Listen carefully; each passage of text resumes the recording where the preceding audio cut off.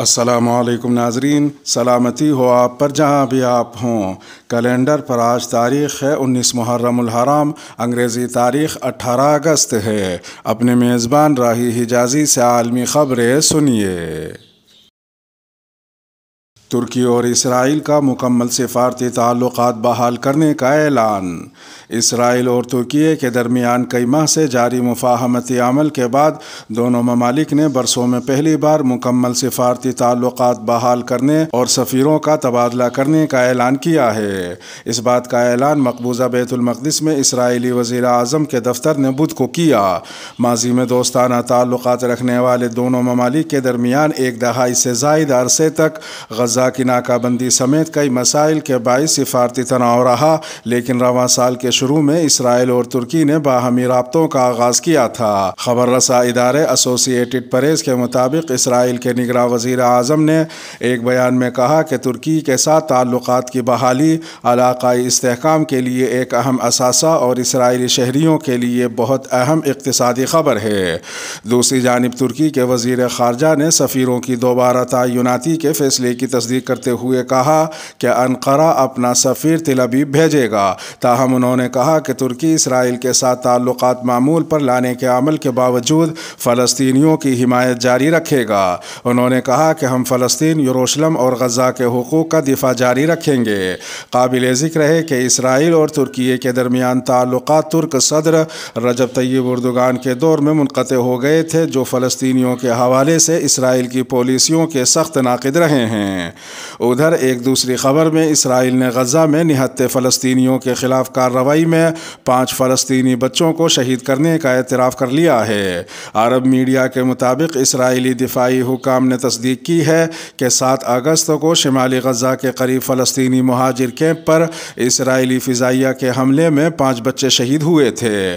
واضح ہے کہ اس سے قبل اسرائیلی فوجی عہدیداروں نے دفاعی حکام کے برعکس یہ دعویٰ کیا تھا کہ فلسطینی بچوں کی شہادت فلسطینی مزاحمت پسند تنظیم کے راکٹ حملوں سے ہوئی تھی۔ اقوام متحدہ کی سربراہ انسانی حقوق کمیشن نے کیا بنگلہ دیش میں روہنگیا کیمپوں کا دورہ۔ اقوام متحدہ کے انسانی حقوق کمیشن کی سربراہ میشیل بیچلیٹ کے دورے بنگلہ دیش کے موقع پر روہنگیا پناہ گزینوں نے قتل کے حالیہ واقعات کے بعد تحفظ کی درخواست کی ہے، جس نے ایک بار پھر انہیں عدم تحفظ کا شکار کر دیا ہے۔ عالمی خبر رساں ادارے AFP کی رپورٹ کے مطابق میشیل بیچلیٹ نے پورا دن بنگلہ دیش میں پناہ گزینوں کی وسیع و عریض امدادی بستیوں میں مکینوں کے ساتھ ملاقات میں گزارا، جہاں تقریباً 10 لاکھ روہنگیا رہائش پذیر ہیں۔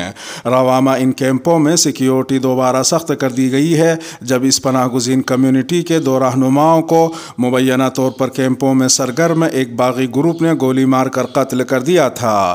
ان کیمپوں میں موجود مذہبی رہنما مولوی ظفر نے اقوام متحدہ کی سفیر سے ملاقات کے بعد تفصیلات بتاتے ہوئے کہا کہ اقوام متحدہ کی سفیر ان کیمپوں میں ہونے والے قتل کے بارے میں جاننا چاہتی تھی۔ ہم نے ان سے اس حوالے سے تبادلہ خیال کیا۔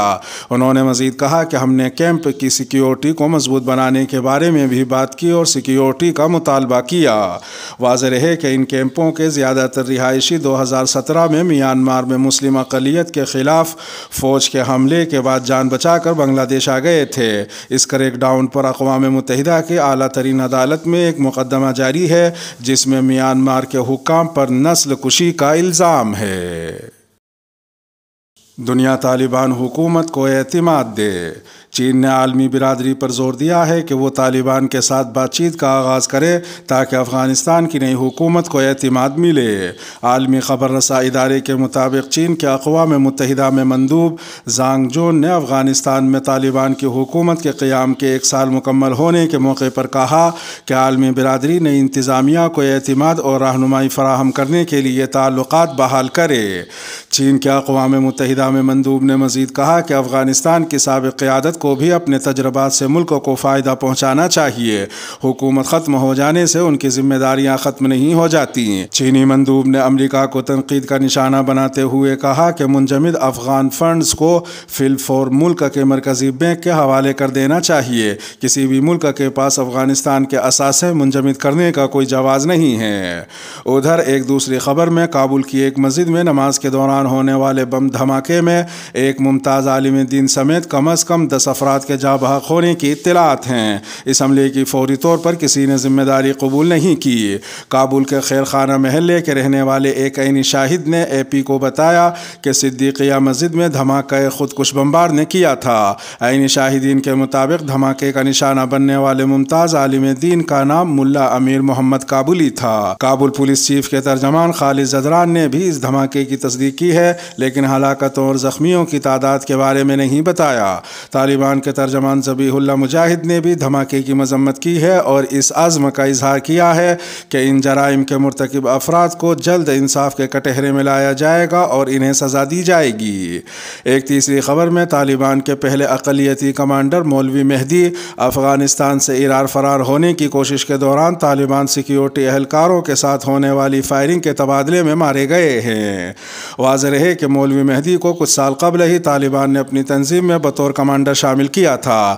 ہزارہ شیعہ کمانڈر مولوی مہدی اور طالبان کے درمیان اختلاف کی خبریں کافی دنوں سے زیر گردش تھی اور آج طالبان حکومت کی وزارت دفاع نے مولوی مہدی کی ایران فرار ہونے کے دوران فائرنگ کے تبادلے میں ہلاکت کی تصدیق کر دی ہے۔ خاتون سے جوتے چٹوانے کے الزام میں 6 افراد گرفتار۔ پاکستان کے سوشل میڈیا پر گزشتہ روز سے ایک ویڈیو وائرل ہو رہی ہے جس میں خاتون پر تشدد کیا جا رہا ہے، جس کے بعد ان کے سر کے بال کاٹے جاتے ہیں اور انہیں جوتے چاٹنے کو کہا جاتا ہے۔ یہ ویڈیو فیصل آباد کی ایک شہری خاتون کی ہے۔ پولیس اسٹیشن میں درج کرائی گئی ایف آئی آر میں متاثرہ خاتون نے بتایا کہ وہ bachelors of dental surgery final year کی طالبہ ہے اور اپنی بوڑھی والدہ کے ساتھ فیصل آباد میں رہتی ہیں۔ ان کا ایک بھائی آسٹریلیا اور دوسرا برطانیہ میں مقیم ہے۔ ایف آئی آر میں اس خاتون نے لکھوایا کہ ملزم دانش کی لڑکی آنا دانش اسکول میں ان کی جونیئر تھی اور ان سے ان کی دوستی تھی، جس کی وجہ سے ان کے گھر آنا جانا تھا اور ایک خاندانی تعلق بن چکا تھا جس میں اعتماد کی فضا تھی۔ اسی دوران انا کے والد دانش نے ان میں دلچسپی لینا شروع کر دی اور ان کے گھر شادی کا پیغام بھیج دیا۔ شادی سے انکار پر ملزم دانش نے انا کے ذریعے فون پر مجبور کرنا شروع کر دیا۔ جب دوبارہ انکار کیا تو ملزم دانش نے جان سے مارنے کی دھمکیاں دینی شروع کر دی۔ خاتون نے ایف آئی آر میں مزید بتایا کہ اس ساری صورتحال کو دیکھتے ہوئے انہوں نے دانش اور انا سے مکمل طور پر اپنے گھریلو تعلقات ختم کر لیے۔ ایف آئی آر کے مطابق 9 اگست کو دوپہر 12:30 بجے جب ان کے برطانیہ سے پاکستان آنے والے بھائی گھر میں اپنے 2 دوستوں کے ساتھ موجود تھے اور ان کی والدہ بھی گھر پر تھی، تب دانش اپنی بیٹی انا دانش اور دیگر ملزمان سمیت اسلحے کے زور پر زبردستی ان کے گھر داخل ہوئے اور ان کے بھائی اور انہیں مارنا شروع کر دیا۔ اس کے بعد وہ متاثرہ خاتون اور ان کے بھائی کو 2 کالے رنگ کی گاڑیوں میں زبردستی ڈال کر اپنے گھر لے گئے۔ خاتون نے ایف آئی آر میں یہ بھی لکھوایا کہ وہاں ان کے بھائی کے سامنے ملزم دانش نے انہیں مختلف انداز میں تضحیک کا نشانہ بنایا، ان پر تشدد کیا اور ان سے جوتے چٹواتے رہے۔ اس کے علاوہ انا دانش اور ان کی گھریلو ملازمہ نے ان کے سر کے بال بھی کاٹے اور ان کی بائیں جانب کی بھویں بھی ریزر سے مونڈ دی۔ متاثرہ خاتون نے ایف آئی آر میں مزید لکھوایا کہ اس سب کے بعد دانش انہیں ایک الگ کمرے میں لے گیا جہاں وہ ان سے جنسی زیادتی کی کوشش کرتا رہا اور ویڈیو بناتا رہا۔ اس کے بعد انا کے کہنے پر دانش نے ان کو چھوڑ دیا اور کہا کہ گھر جا کر بتا دو کہ تمہاری ویڈیو میرے پاس ہے اور اگر ہمیں 10 لاکھ روپے نہ دیے تو یہ ویڈیو وائرل کر دیں گے اور مجھے دوبارہ اغوا کر کے مزید تضحیک کا نشانہ بنائیں گے۔ پولیس نے اس واقعے میں شامل مرکزی ملزم دانش اور اس کی بیوی سمیت 6 افراد کو حراست میں لے لیا ہے۔ ملزم دانش کے گھر کی تلاشی کے دوران لاکھوں روپے مالیت کی شراب کی بوتلیں بھی برآمد ہوئی ہیں۔ شہباز گل پر تشدد کے حوالے سے متضاد دعوے۔ پاکستان تحریک انصاف کے رہنما ڈاکٹر شہباز گل پر تشدد کے حوالے سے متضاد اطلاعات سامنے آ رہی ہیں۔ عمران خان سمیت تحریک انصاف کی سینئر قیادت کا دعویٰ ہے کہ شہباز گل کو حراست کے دوران بدترین تشدد کا نشانہ بنایا جا رہا ہے، جبکہ پنجاب کے وزیر داخلہ کا موقف ہے کہ ان پر کوئی تشدد نہیں ہوا۔ پنجاب کے وزیر داخلہ کرنل ریٹائرڈ ہاشم ڈوگر کہتے ہیں کہ شہباز گل پر تشدد اڈیالہ جیل میں نہیں ہوا بلکہ اس وقت ہوا جب وہ اسلام آباد پولیس کی تحویل میں تھے جنہیں عدالت نے ریمانڈ پر پولیس کے حوالے کیا تھا۔ وائس آف امریکہ سے گفتگو کرتے ہوئے انہوں نے کہا کہ انہوں نے شہباز گل پر تشدد ہوتے ہوئے نہیں دیکھا، لیکن اطلاعات ہیں کہ جب وہ 2 یا 3 دنوں کے لیے اسلام آباد پولیس کی تحویل میں تھے تو ان پر تشدد کیا گیا، جس کے نشانات عدالت میں بھی دکھائے گئے جب انہیں ریمانڈ میں توسیع کے لیے عدالت میں پیش کیا گیا۔ سینئر صحافی اور تجزیہ کار مظہر عباس کہتے ہیں کہ جب تک شہباز گل عدالت عدالت میں آ کر ان پر ہونے والے مبینہ تشدد کے بارے میں بیان نہیں دے دیتے تب تک بات زیادہ کھل کر سامنے نہیں آئے گی، کیونکہ ایک طرف پی ٹی آئی اس کا الزام لگا رہی ہے اور دوسری طرف حکومت اس کی تردید کر رہی ہے۔ وائس آف امریکہ سے گفتگو کرتے ہوئے انہوں نے کہا کہ جمہوری حکومتیں ہوں یا آمریت کا دور، سیاسی قیدیوں پر جسمانی تشدد اور انہیں اذیت دینے کی روایت رہی ہے۔ خیال رہے کہ اسلام آباد کی عدالت نے پولیس کی نظر ثانی درخواست منظور کرتے ہوئے بدھ کو شہباز گل کو ایک بار پھر جسمانی ریمانڈ پر پولیس کے حوالے کر دیا ہے۔ اسلام مخالف مہموں کا حصہ رہنے والی سعودی خاتون کو 34 سال قید کی سزا۔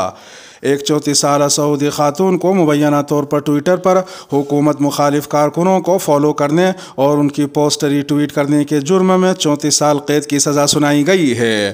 مغربی طرز کے انسانی حقوق کی تنظیموں نے اس فیصلے کی مذمت کی ہے۔ خاتون کو گزشتہ سال گرفتار کیا گیا تھا۔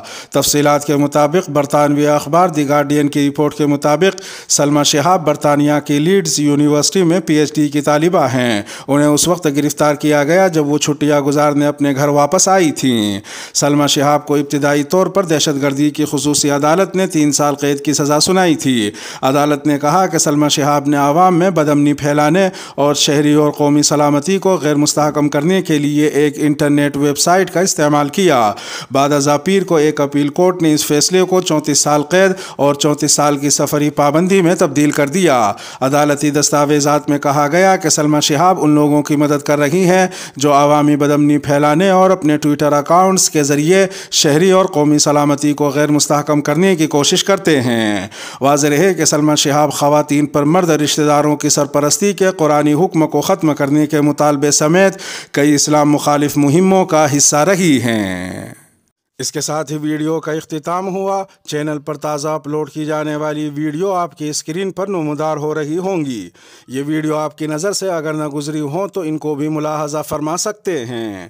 اپنے میزبان راہی حجازی کو اب دیجیے اجازت۔ سلامتی ہو آپ پر جہاں بھی آپ ہوں۔